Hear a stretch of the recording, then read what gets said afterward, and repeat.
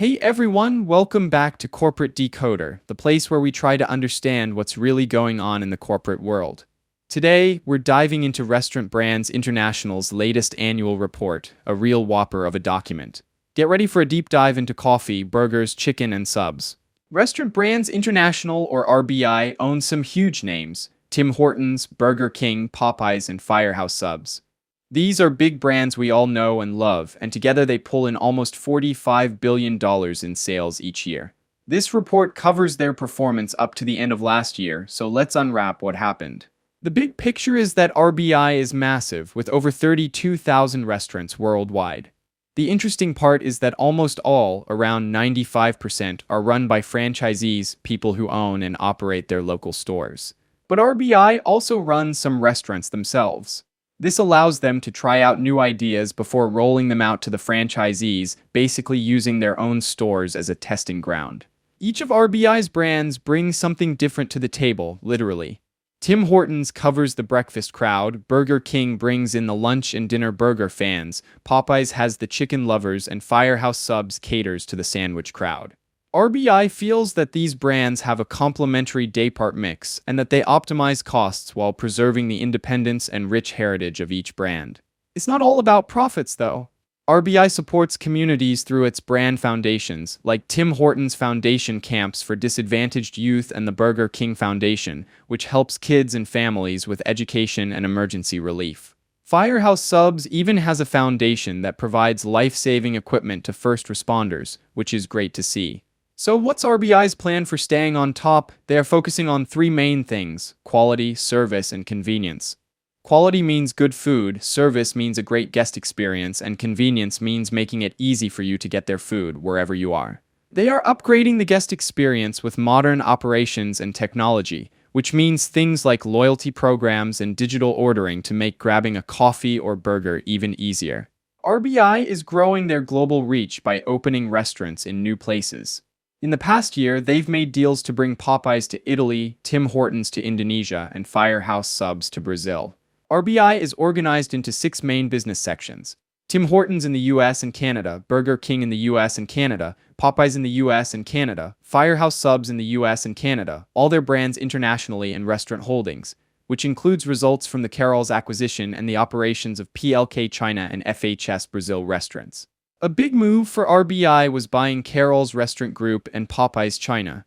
This means they now own and run a bunch of Burger King restaurants directly, plus Popeyes restaurants in China. RBI ultimately plans to remodel the Burger King restaurants and then sell them to new franchisees. They also plan to find new partners to take over the Popeyes China restaurants and new investors for FHS Brazil. Just recently, in February of this year, RBI acquired the remaining part of Burger King China. Now they are looking for a new main shareholder who lines up with their plan of working with local operators while keeping a mostly franchised setup, but I suspect they will succeed. RBI faces a ton of competition. They're up against everyone from local diners to big chains like McDonald's, all fighting for your dining dollars. There's also grocery stores, convenience stores, and delivery apps that are providing a broad range of competing restaurant chains. If RBI or their franchisees mess up the quality of the food, act unethically, or just don't give you a good experience, it could hurt their brand image. Unforeseen events can also throw a wrench in the works. Things like bad weather, natural disasters, or even terrorist attacks can keep people away from restaurants and cause damage.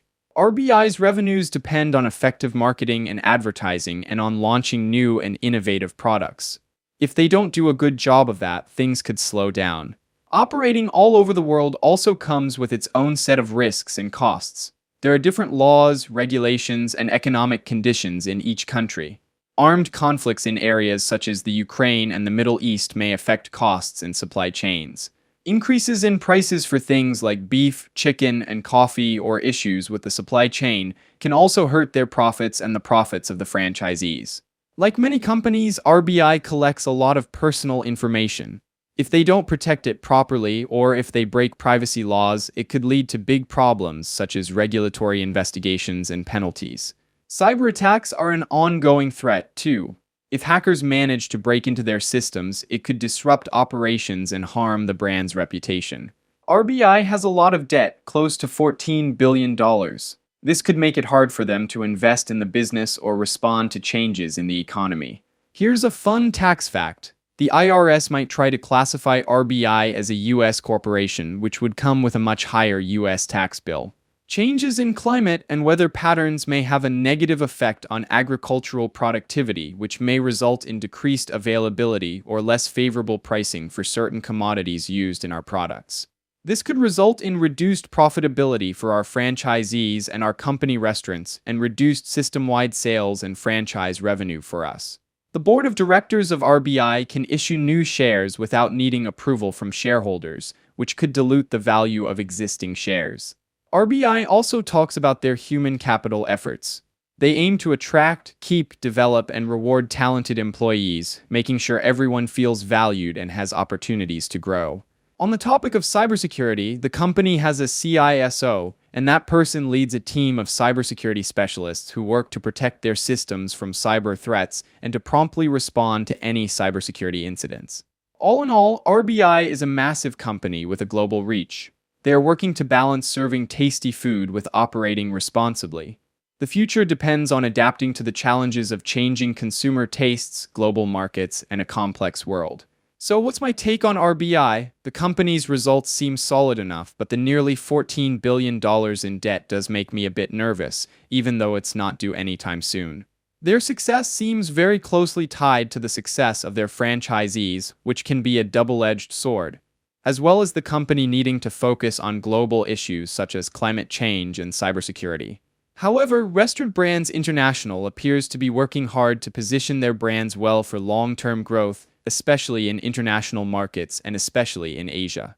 If you want to learn more, check out their investor relations page. Thanks for watching, and if you enjoyed this deep dive, please subscribe, like, and comment.